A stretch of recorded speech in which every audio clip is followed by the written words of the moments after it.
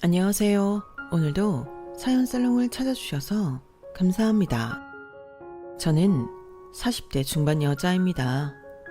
주변에 물어보면 다들 비슷하게 느끼는 것 같던데 20대가 지나가 버린 후로는 시간이 어찌나 빨리 지나가는지 가끔은 젊은 시절이 꿈만같이 느껴질 때가 있어요. 과거에 내가 했던 선택들을 보면 지금의 나와 그때의 나는 정말 확연하게 다른 사람이란 게 느껴져서 좀 소름이 돋을 정도랄까요?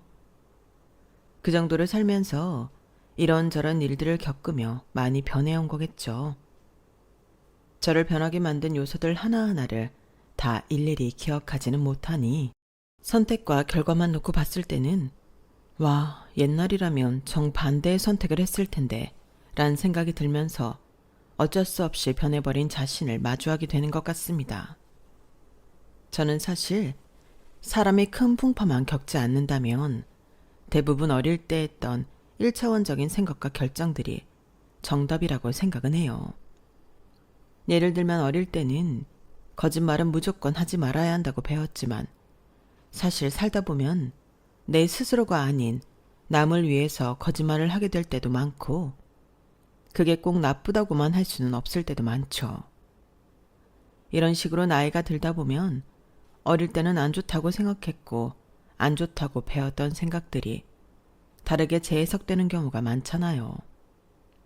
어떤 것들이 있었는지 하나하나 따지자면 한두 가지가 아니긴 하지만 저 같은 경우에는 이런 예시 중에 가장 제 인생을 크게 관통한 가치관이 배우자를 만나면서 적용됐어요. 그건 바로 배우자의 배경을 너무 따지지 말자는 거였어요. 지금 생각하면 헛웃음이 나올 정도로 순진한 생각이었죠. 그때도 결혼은 현실이다, 결혼은 현실이다 하는데 그 현실이라는 말이 도무지 와닿지가 않았었나 봐요. 태어날 때부터 사람이 선택할 수 없는 가정 형편이나 환경으로 그 사람을 평가하고 형편이 좀 어렵다는 이유만으로 사랑하는 사람과 결혼하지 않는다는 게 당시의 제 상식에서는 이해되지 않았던 거죠. 어릴 때니까 그렇게 생각하는 게 무리도 아니고 지금도 그 생각이 완전히 틀렸다고 생각하는 건 아니지만 그 가치관 때문에 지금의 저는 꽤 많이 안 해도 될 고생을 하며 살아온 것 같네요. 이런 걸 보면 완전히 맞는 가치관도 완전히 틀린 가치관이라는 것도 없는 것 같아요. 아무튼 지금까지 말씀드린 걸로 충분히 생각 가능하셨겠지만 저희 남편은 저에 비하면 가정 형편이 좀 어려웠어요. 저는 어릴 때부터 쭉 서울 중심부에서 자라왔고 남편은 지방에서 살다가 대학을 서울로 온 케이스였어요. 마음 먹고 서울살이 한번 해보겠다고 열심히 공부해서 대학을 졸업하고 취업 준비를 하던 기간에 잠깐 학연 조교 아르바이트를 했는데 거기서 저랑 만나게 된 거였죠. 남편이 일하던 학원은 저희 부모님이 운영하던 곳이었어요. 서울에서 꽤 큰 입시학원을 운영하고 계셨거든요. 그때는 지금처럼 입시학원이 엄청나게 많을 때도 아니어서 학원이 참 잘 됐었어요. 당시에 저도 대학을 다니다가 여름방학 때 용돈벌이가 필요해서 부모님 학원에서 아르바이트를 하게 됐는데 학생들에게 인기가 좋은 선생님이 있다고 해서 호기심이 가더라고요. 그때 조교들은 다 대학생들이라 비슷한 나이 또래였는데 남편은 당시 조교들 사이에서도 목소리도 좋고 키도 크고 눈에 띄는 분위기를 갖고 있었어요. 나이 들면 그런 거 안 본다지만 그때는 그런 외적인 게 엄청 중요하잖아요. 처음에는 학생들한테 인기가 좋다고 하니 반쯤 호기심으로 관심을 갖게 된 거였지만 같이 일을 하다 보니 친절하고 예의 바른 그 사람에게 저도 별 수 없이 빠져들었어요. 이 선생님, 오늘 끝나고 다 같이 한잔 어떠세요? 저는 완전 좋죠. 안 그래도 다 같이 한번 안 노나 싶었는데. 그러다 한 번은 끝나고 회식을 할 기회가 생겼는데 다른 사람과는 두루두루 잘 지내는데 이상하게 그 사람한테는 잘 못 다가가겠더라고요. 평소에 일을 할 때는 명분이 있으니 소소한 대화도 잘 주고받았는데 막상 술자리에서는 제가 먼저 다가가면 괜히 관심을 표현하는 것 같고 그땐 부끄러움도 많고 감정 표현하는 게 미숙해서 그 사람의 있는 테이블에 끼고 싶다는 생각만 막연하게 할 뿐이었어요. 처음엔 즐거웠지만 시간이 지날수록 내가 뭐 하고 있나 싶은 생각 때문에 살짝 울적해지더라고요. 한 번씩 술김에 용기를 내서 일어났다가도 쉴 새 없이 돌아가며 주변 사람들이 바뀌고 있는 그 사람에게 저는 안중에도 없어 보였어요. 저 이제 들어가 보려고요. 더 드시다 오세요. 내일 봬요. 슬슬 술기운도 올라오고 다음날 생각해서 일어서려는데 언제 일어난 건지 그 사람이 어느새 제 코앞까지 와 있었어요. 벌써 가시려고요? 네? 아, 네. 조금 피곤해서요. 전 아직 이 선생님이랑 제대로 얘기도 못 해봤는데 조금만 더 있다가 가면 안 돼요? 네? 아, 그게 뭐 급한 일 있는 거 아니면 더 있다가요. 바보처럼 얼버무리고 있자 그 사람이 제 팔을 끌어당겨 도로 자리에 앉히고 옆자리에 앉으며 씩 웃는데 정말 그땐 심장이 터질 것 같았어요. 아마도 그때부터였던 것 같아요. 호감이 진짜 좋아하는 마음으로 바뀐 순간이요. 저 방금 다른 선생님이랑 이야기하다 알았는데 이 선생님 원장님 따님이시라면서요? 아, 네, 맞아요. 모르셨구나. 학원에서는 거의 애들만 상대하니까 조교 선생님들하고는 사담할 일이 별로 없어서요. 근데 진짜 부럽네요. 뭐가요?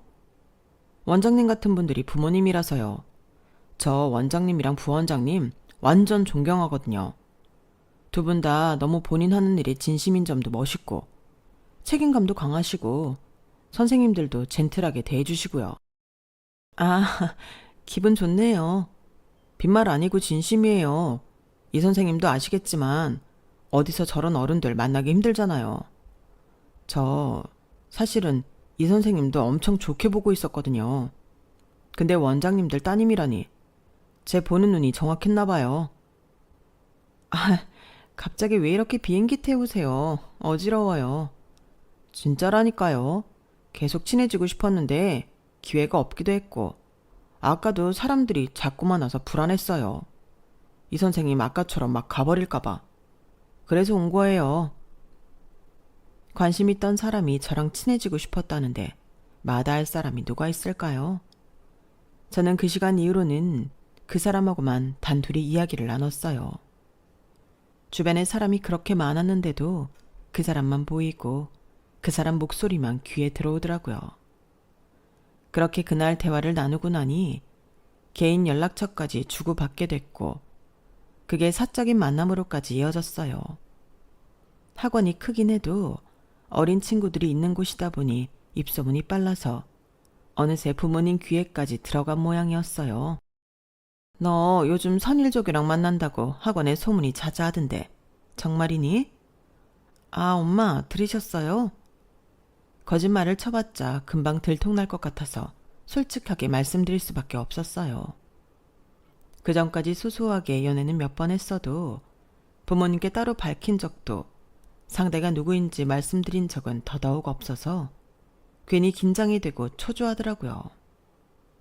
하지만 예상외로 부모님 반응은 좋았어요. 선일조교는 내가 데리고 몇 번 일해봤는데 사람이 아주 괜찮더라. 요즘 젊은 애들 같지 않게 싹싹하고 일도 뭘 하나를 시켜도 꼼꼼하게 하고 얼굴부터 바르게 큰 티가 나서 뽑았는데 내가 제일 아끼는 조교거든. 대학도 좋은 곳 다니고 성실하고. 엄마 아빤 그 녀석 참 마음에 든다. 이왕 만나는 거 사람들 눈치 너무 보지 말고 예쁘게 만나봐.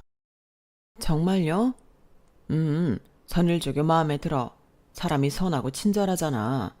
애들한테 물어봐도 제일 좋아하는 조교는 다 선일조교로 고르던데 우리 딸이 인기 많은 남자를 차지했으니 잘 만나보렴.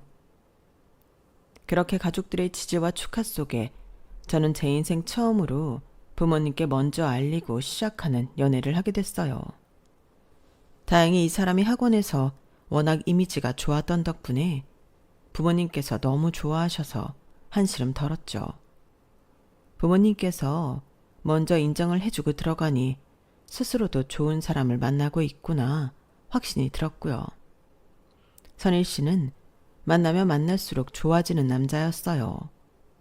주변을 둘러봐도 이렇게 여자친구한테 잘해주는 남자는 찾아보기가 힘들었고 그런 걸 느낄 때마다 참 이 사람을 놓치면 안 되겠다는 생각을 했죠.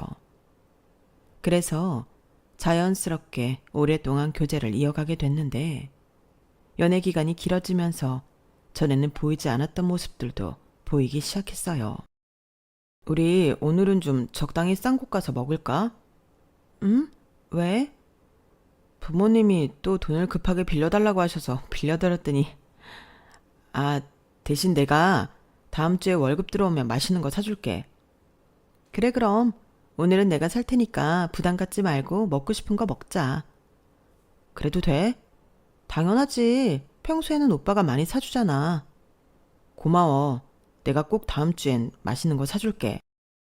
선일 씨에겐 2명의 동생이 있었고 부모님은 지방에서 벼농사를 지으셨는데 농사라는 게 어느 해는 잘 되는 해가 있고 어느 해는 안 되는 해가 있어서 생활이 넉넉한 편은 못 되더라고요. 사정을 알고 나니 어려운 환경에서도 열심히 공부해서 서울에 있는 좋은 대학에 온 데다 타지살이에 부모님께 손 벌리지 않으려고 밤낮으로 공부와 아르바이트를 병행하면서 열심히 사는 선희 씨의 모습에 더 반했어요. 평생을 서울에서 산 데다 아르바이트도 부모님의 도움으로 별다른 힘든 일 없이 구해서 일하고 있는 저와는 사뭇 비교가 되어서 더 그랬던 것 같아요. 사람들은 누구나 본인이 갖고 있지 않는 것에 끌리는 법이잖아요. 하지만 선희 씨가 그렇게 집안이 피해주지 않으려고 아등바등 노력하는 거에 비해서 집에서는 유일하게 학력이 높은 선희 씨에게 은근슬쩍 기대려는 모습을 보이기 시작했어요. 왜 이렇게 표정이 안 좋아? 동생들한테 전화가 왔는데 또 돈 빌려달라고 해서. 나도 이제 너랑 결혼하려면 슬슬 돈 모아야 하는데 가족들한테 자꾸만 빌려주면 한도 끝도 없잖아. 그리고 꼭 우리 가족은 돈 필요할 때만 나한테 전화하더라.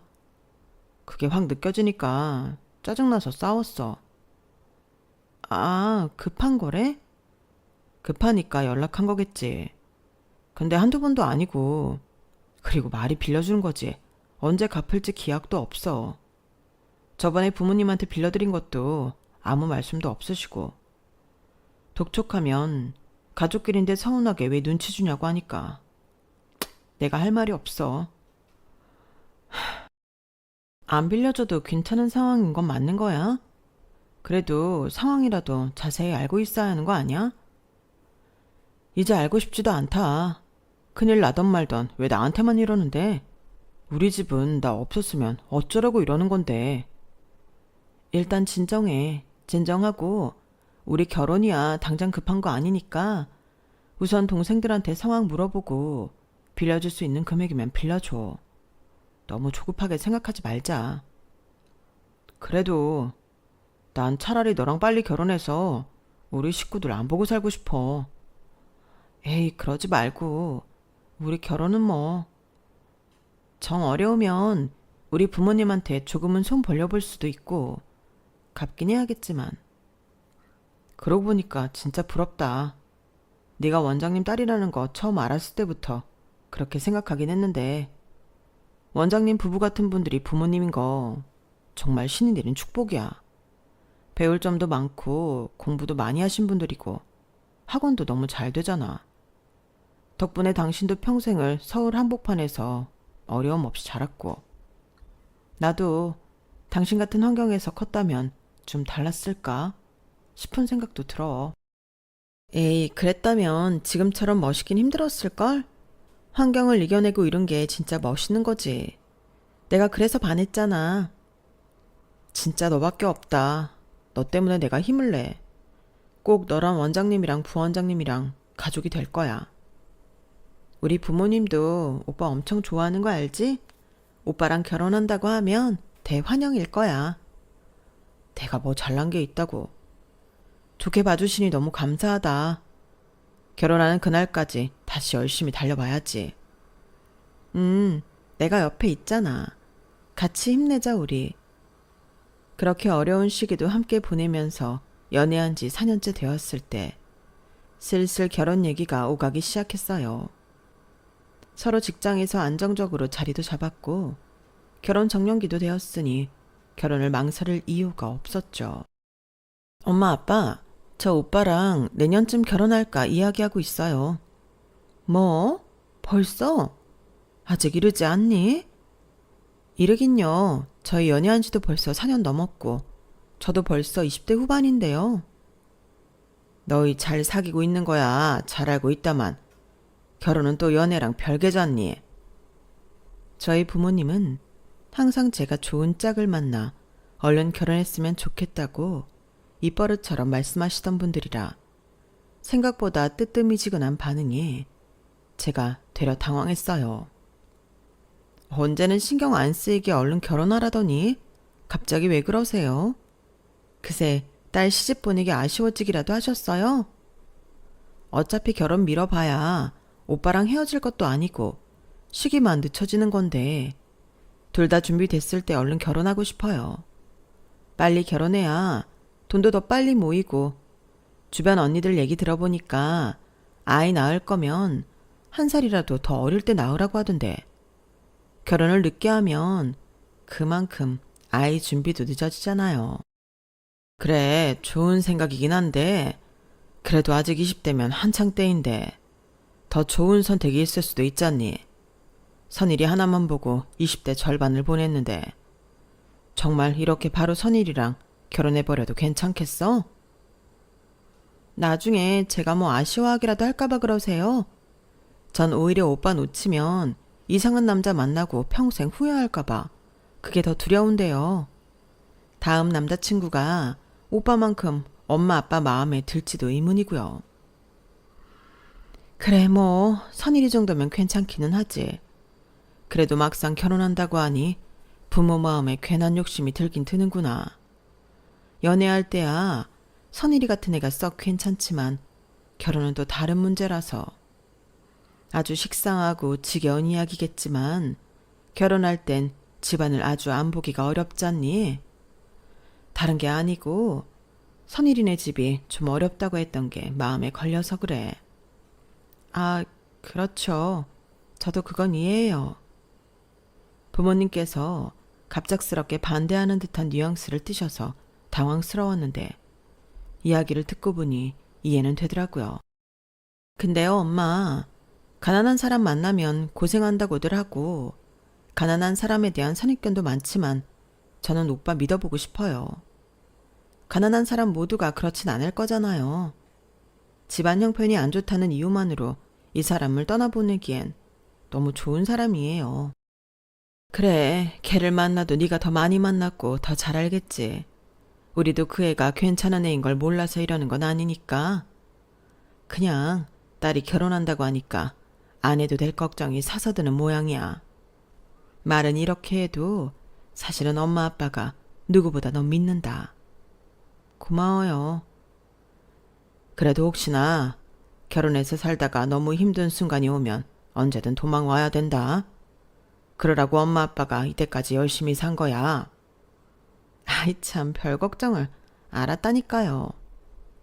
저도 솔직히 앞으로의 결혼 생활이 전혀 두렵지 않은 건 아니었어요. 연애 때 봐온 모습만으로도 남편 쪽 식구들이 남편에게 거는 기대와 희망이 얼마나 큰지 또 심리적 의존도는 얼마나 높은지 다 보였거든요. 그럼에도 내심 제 속마음 깊은 곳에서는 그래도 자식 잘 되었음 하는 게 부모 마음인데 설마 결혼한 뒤에도 이렇게까지 기댈까 하는 생각도 있었던 것 같아요. 하지만 제가 너무 순진했던 거죠. 자기야, 나 아무래도 결혼식은 좀 힘들 것 같아. 응? 그게 무슨 말이야? 분명히 모은다고 모았는데 결혼하려고 보니까 왜 이렇게 돈이 없는 건지. 지지난달에 부모님 생활비 모자라다고 하셔서 좀 목돈을 드렸더니 내가 쓸 돈이 없네. 아무리 열심히 일을 해도 밑 빠진 독처럼 자꾸만 빠져나가. 뭐? 결혼하면 가족한테 돈은 그만 주기로 했잖아. 부모님한테도 다 말씀드렸다며. 그게 결혼하면 그러기로 한 거 아니었냐고 하도 그러셔서. 또 다른 돈도 아니고 당장 생활비가 없다는데 어떻게 모른 척을 해. 당신도 알다시피 올해 태풍 때문에 농사도 잘 안 됐잖아. 돈이야 필요할 땐 언제든 급박하지. 그런 식으로 매번 휘둘리면 우린 무슨 수로 살라고. 미안해. 이번이 진짜 마지막이야. 이러다 나 정말 당신이랑 결혼식도 못하겠어. 알겠어. 마지막으로 믿어볼게. 집안 형편이 어렵다는 건 제가 1차원적으로 단순히 상상했던 정도의 어려움이 아니었어요. 살면서 겪어본 적도 앞으로도 겪어볼 일이 없을 것만 같은 일들의 연속이었죠. 야, 결혼 준비는 잘 돼가? 점점 이뻐진다. 점점 이뻐지긴 야위어가는 거겠지. 결혼 준비하자고 시작할 땐 너무 좋았는데 막상 시작하니까 지옥이 따로 없네. 이래서 결혼은 현실이라는 건가? 야, 그런 말을 하기엔 아직 식장도 안 들어간 거 아니니? 결혼하기도 전에 뭐가 그렇게 힘든데?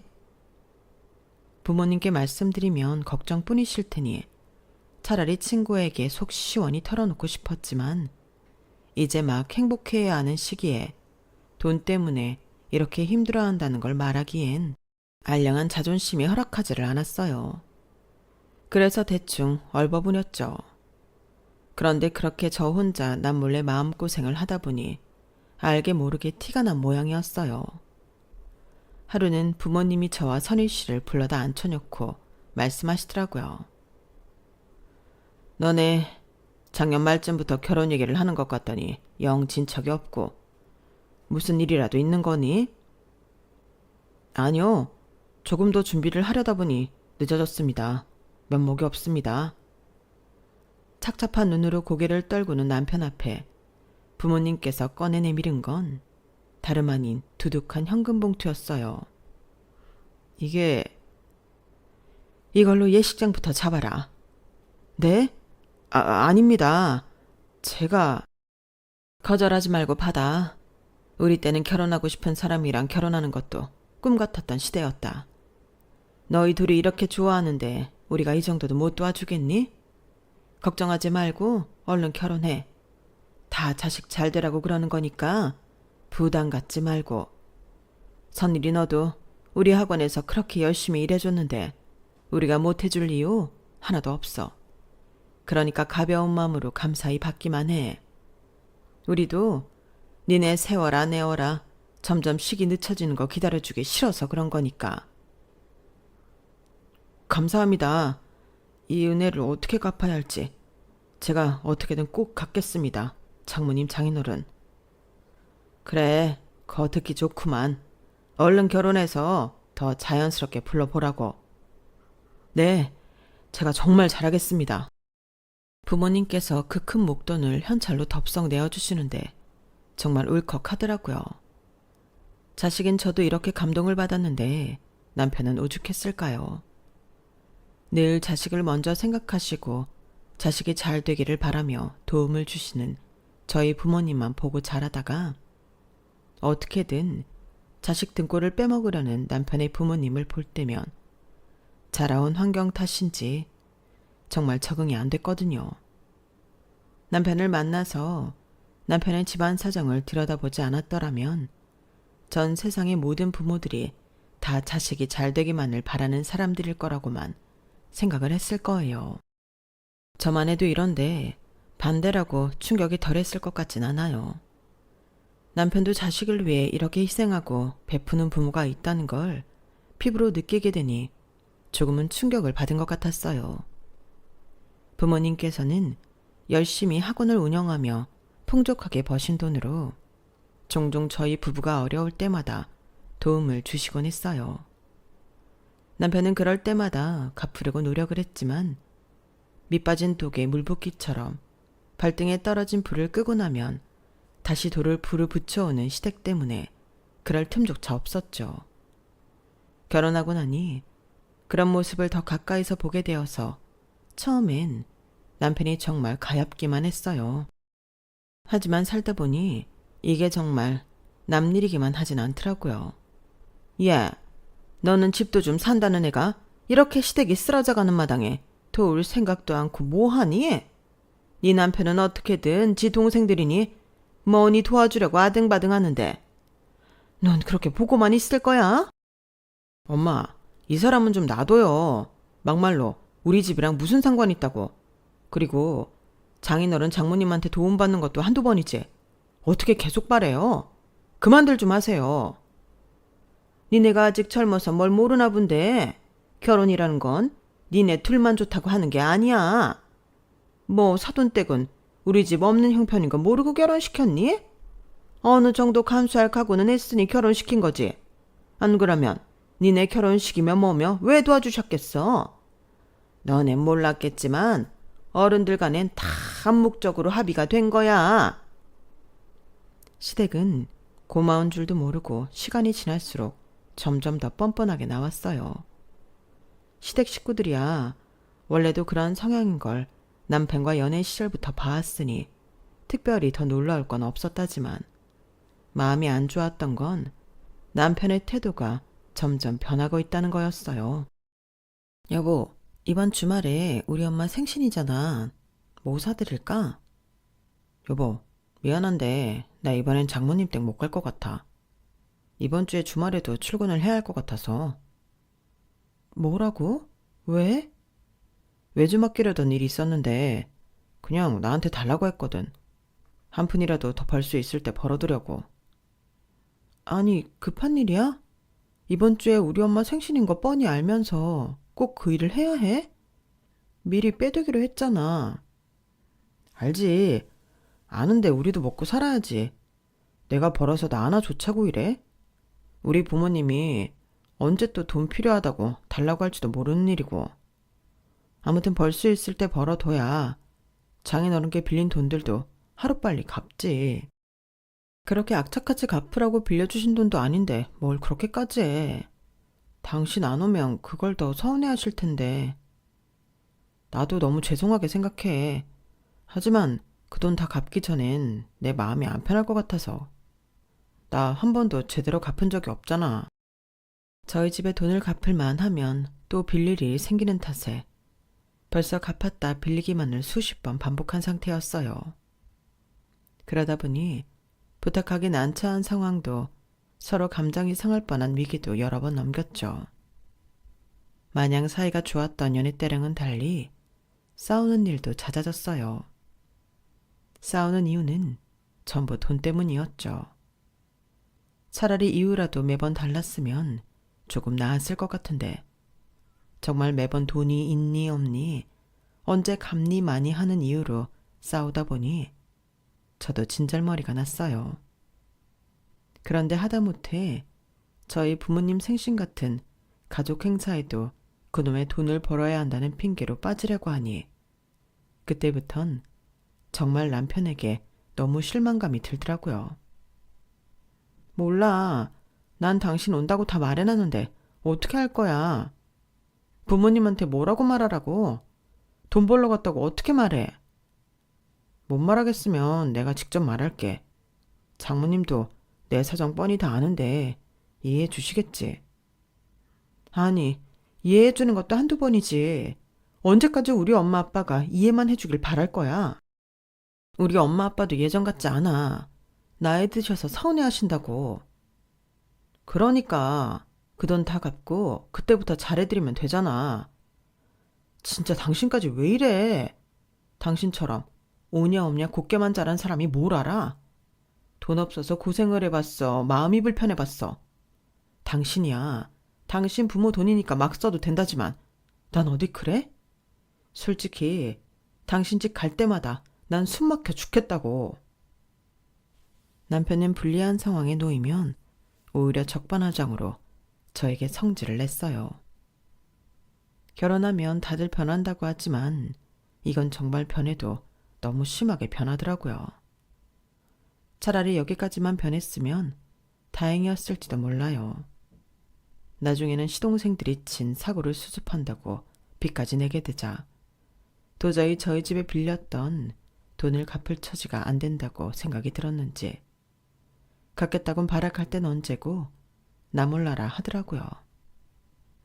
저도 말하면 싸움만 되니 언젠가는 갚겠지 하고 묵묵히 기다렸어요. 하지만 어느 순간부터는 정말 이대로는 안 되겠다는 생각이 들더라고요. 여보, 더 이상 시댁에 돈 퍼다 주지 마. 내가 그동안은 그래도 가족 일인데 어떻게 외면할 수 있겠나 싶어서 참았는데 솔직히 당신 그러는 거 아니야. 당신 가족만 가족이야? 당신 가족 사고 친 거 수습하고 농사 망해서 먹고 살기 힘든 게 우리 가족 탓은 아니잖아. 왜 우리 엄마 아빠는 항상 우리 도와주고 우리는 시댁 도와줘야 해? 우리도 살 건 챙겨 놓고 시댁을 도와주지런지 해야 될 거 아니야. 우리도 허덕여서 맨날 우리 부모님 도움받는데 우리가 도와드릴 처지야? 나 이대로는 더 이상 못 살아. 당신 한 번만 더 시댁에 돈 퍼주면 나 정말 당신이랑 이혼할 줄 알아. 알겠어? 노발대발 할 줄 알았던 남편은 웬일로 순순히 수긍을 하는 것 같더니 조건을 하나 덧붙였어요. 그래, 당신 말이 맞아. 근데 그럼 마지막 한 번만 집 도울게. 이번에 홍수가 크게 났던 거 당신도 알잖아. 내가 진짜 마지막으로 딱 3천만 도와드리고 끝낼게. 부모님한테도 단단히 말씀드릴 거야. 당신 말대로 장인어른 댁에도 갚아야 할 돈도 많고 더 이상은 이렇게 못 살겠어. 당신한테 말을 안 해서 그렇지. 나 그래도 장인어른께 빌린 돈 어떻게든 갚으려고 따로 돈 모으고 있었어. 그 돈도 다 당신 계좌로 보낼 테니까 마지막으로 한 번만 믿어주라. 응? 그 애는 정말로 혼수로 온 나라가 난리가 났던 해라. 안 그래도 시댁 걱정이 들긴 들었어요. 어차피 마지막이라고 약속도 했고 모아뒀던 돈도 그 자리에서 바로 제 계좌로 넣어주는 모습을 보고 속는셈 믿어보기로 했죠. 그래, 3천만 원. 이번이 정말 끝이야? 그렇게 또 모일만 했던 목돈의 꿈은 신기루처럼 사라졌지만 더 이상은 이렇게 살지 않아도 된다는 생각에 한편으로는 마음이 한결 가벼워졌어요. 남편이랑 결혼하고 행복했던 날도 많았지만 어느 순간부터는 계속 돈 얘기로 서로 예민하게 구는 게 너무 지치고 힘들었거든요. 어느 순간은 다 때려치고 이 결혼으로부터 도망치고 싶다는 생각을 했던 것도 한두 번이 아니었어요. 하지만 그럴 때마다 연애 시절 남편을 떠올리면서 원래부터 이랬던 사람은 아닌데 가족들이 이렇게 만든 거지. 남편도 원해서 이렇게 된 게 아닌데 내가 이해하자 라는 마음으로 지난 세월들을 견뎌냈죠. 그래도 한계였나 봐요. 이 마지막 약속마저 어기면 전 더 이상 남편이랑 살 수 없을 것 같았고 그렇게 단단하게 다짐을 받아내니 오히려 좀 더 낫더라고요. 지칠 대로 지쳐서 한 줌 남아있던 미련마저 전부 사라진 느낌이었어요. 남편은 다행히도 이런 제 마음을 눈치를 챈 건지 시댁에 정확하게 선을 그어놨더라고요. 이번에 드린 3천만 원이 저희가 해드릴 수 있는 마지막 경제적 지원이라는 걸요. 시댁에서는 그게 저 때문이라고 생각했는지 태도가 상당히 차가워졌지만 전 그런 걸 신경 쓸 겨를은 없었어요. 제 입장에서는 그때부터 다시 시작하는 느낌이었거든요. 이제는 정말 열심히 모아서 하나뿐인 딸의 인생을 위해 투자하고 싶었어요. 그러던 어느 날 결국엔 일이 터졌죠. 여보, 올해 우리 엄마 칠순이잖아. 뭘 해드리면 좋을까? 그래도 현찰이 제일 낫지 않아? 지난번에 장모님은 선물보다 현찰이 좋으시다고 말씀하셨던 것 같은데. 아, 그렇긴 하지. 얼마 정도 할까? 내가 알아서 준비할게. 당신은 신경 쓰지 마. 그래? 알겠어. 고마워. 웬일로 저희 엄마 칠순을 남편이 직접 준비해갔다고 해서 저는 고마운 마음이 들었어요. 남편이 그동안 시댁에 시달리느라 미처 저희 부모님까지 챙기지는 못했거든요. 그래서 저희 집은 제가 챙기는 느낌이었는데 이제 해방이라서 그런지 갑자기 칠순을 직접 준비하겠다고 해서 기분이 좋더라고요. 그날 그렇게 믿고 넘어간 게 제 인생에서 가장 후회스러운 날이 될 줄은 꿈에도 상상 못했지만요. 장모님이 회 좋아하시잖아요. 신경 써서 식당 골라봤어요. 처음 시작은 나쁘지 않았어요. 나름대로 코스 요리가 나오는 일식당을 골랐더라고요. 엄마께서 워낙 회 종류를 좋아하시고 분위기도 깔끔하니 괜찮아서 다들 만족스럽게 식사를 했어요. 하지만 문제는 다음이었죠. 칠순 축하드립니다, 장모님. 오래 사세요. 남편이 꺼낸 봉투가 생각보다 얇더라고요. 남편이 현찰을 준비한다길래 저도 따로 준비한 게 있긴 했지만 남편이 설마 그렇게 적은 금액을 넣었을 거라고는 생각도 안 했어요. 아무리 생각해도 이해가 안 되는 두께라 엄마가 화장실 간 사이에 두고 간 봉투를 슬쩍 열어봤는데 글쎄 3만 원이 들어있는 거예요. 여보, 봉투 바뀐 거 아니야? 여기 돈이 너무 적게 들어있는데? 응? 뭐가? 여기 봉투가 3만 원 들어있어. 이거 맞아? 잘못 넣은 거지? 그거 맞는데? 무슨 문제 있어? 뭐라고? 진심이야? 오늘 우리 엄마 그냥 생신도 아니고 칠순인 건 알고 하는 소리지? 그냥 생신이어도 화가 날 마당에 칠순에 고작 3만 원이라니 갑자기 혈압이 상승하더라고요. 아니, 이렇게 비싼 데 와서 밥 샀으면 됐지. 무슨 선물까지 몇백만 원 드려야 해? 우리가 그럴 형편도 안 되잖아. 지금 이런 날 형편 따질 때야? 누가 몇백만 원 드리자고 했어? 사람이 최소한의 성의는 보여야 할 거 아니야. 당신 믿고 아무것도 준비 안 했으면 어쩔 뻔했어. 지금 내가 우리 집에도 지원 끄는 마당에 그럼 장모님한테는 비싼 돈 들어야 한다는 거야? 말이 지원 끄는 거지. 그동안 시댁에 갖다 바친 돈이 얼만데 그딴 소리래. 그리고 너는 니네 부모한테는 3천만 원 주면서 내 부모한테는 3만 원 주냐? 그동안 우리 엄마 아빠가 우리 잘 살아보라고 도와준 돈만 해도 얼만데. 너는 그 돈은 다 시댁 갖다 주고도 모자라서 우리 엄마 칠순에 이런 짓을 해? 그러니까 이제 그런 짓 안 하고 당신이랑 잘 살아보려고 아낀 거 아냐. 나도 이제 새 나가는 돈 없이 알뜰하게 살아보려고 한 거라고. 대신 식당 비싼데 좋은데 왔잖아. 3만 원이 그렇게 우스워? 3만 원이면 장인어른이 좋아하시는 막걸리에 파전 같이 나눠 드셔도 남을 돈이야. 칠순이니까 좋은데 와서 가족끼리 식사했고 두 분 한 끼 더 맛있게 드시고 데이트하시라고 드린 돈인데 내가 여기서 뭘 더 어떻게 해야 하는데? 돈 아끼라며 우리 집에도 지원 끊으라며? 나도 다 생각이 있어서 그런 거라고. 제가 살면서 본 가장 없어 보이는 행동에 자긴 다 생각이 있었다며 뻔뻔하게 구는 태도에 할 말이 없어지더라고요. 아무리 먹고 사는 게 힘들어도 이렇게 경우가 없는 사람은 아니었는데 언제부터 이렇게 된 건가? 갑자기 회의감이 들었어요. 그리고는 문득 깨달았어요. 가정 형편이 어려운 사람은 웬만하면 만나지 말라던 주변의 조언들이요. 형편 어렵게 자란 사람들이 다 그런 건 아니지만 그런 사람들 중엔 마음까지 가난한 사람들이 많아.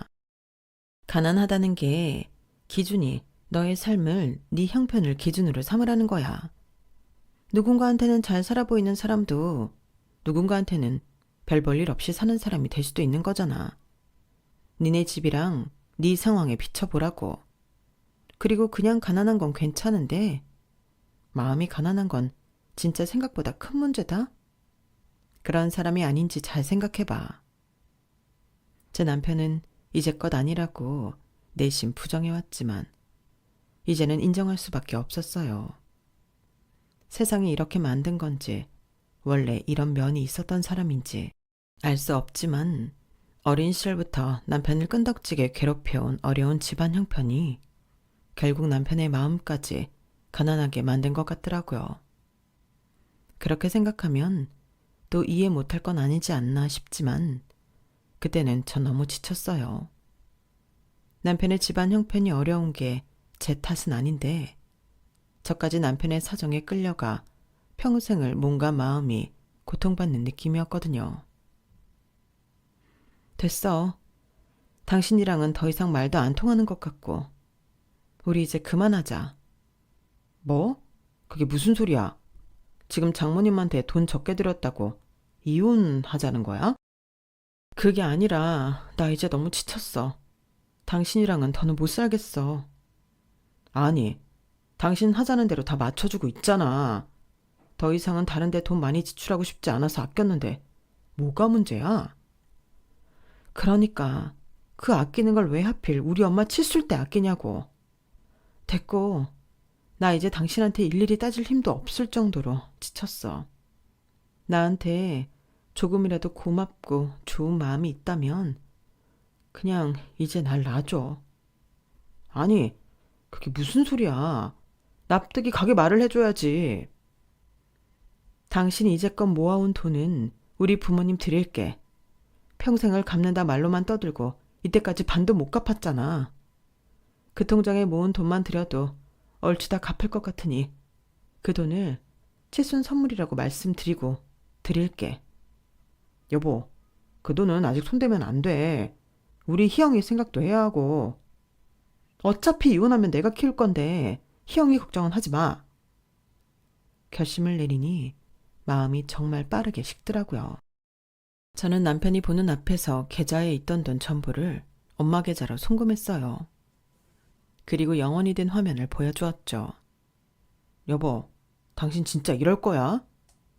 뭐 어때? 원래 갚으려고 모아둔 돈이라며. 원래 주인한테 돌려주는 건데. 때마침 엄마가 들어와서 남편은 화를 더 내지도 못했어요.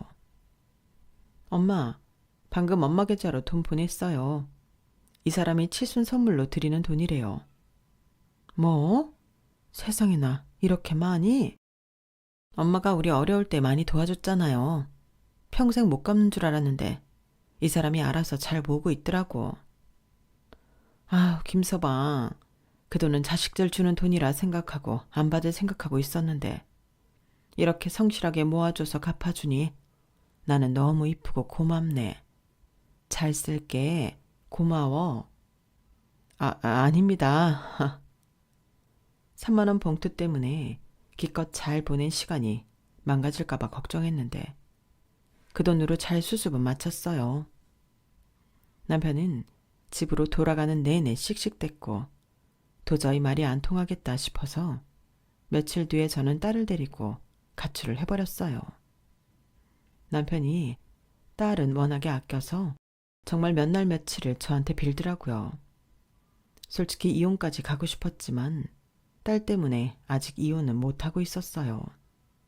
하지만 그때 제가 강경하게 보인 태도 때문에 남편이 이제는 언제든 제가 마음만 먹으면 이혼할 수 있음을 인지하고 있는 것 같아요. 난 다른 건 다 참아도 당신이 그렇게 마음이 가난한 사람처럼 구는 건 절대 못 참아. 난 그런 사람이랑 내 남은 평생을 함께하고 싶지 않거든. 남편에게 단단히 못을 박으니 이제야 정신을 슬슬 차리고 있는 것 같아요.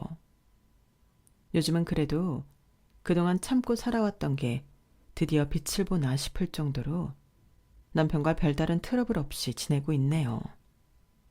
그래도 그동안 마음고생했던 시절을 생각하면 처음부터 이런 사람은 안 만나는 게 좋지 않았을까 싶은 생각은 들어요. 내가 함께하고 싶어 고른 배우자가 주변에서 안 좋다고 생각하는 케이스에 속한다면 한 번쯤은 돌이켜 생각해 볼 필요는 있을 것 같네요. 한때 순수했던 마음 때문에 저는 정말 너무 오랜 세월을 고생스럽게 살아온 것 같거든요. 지금까지 제 이야기 들어주셔서 고맙습니다.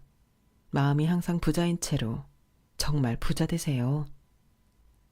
여러분, 사연 댓글에 응원과 현명한 조언 부탁드려요. 좋아요와 구독은 저에게 큰 힘이 됩니다. 오늘도 좋은 일 가득하세요.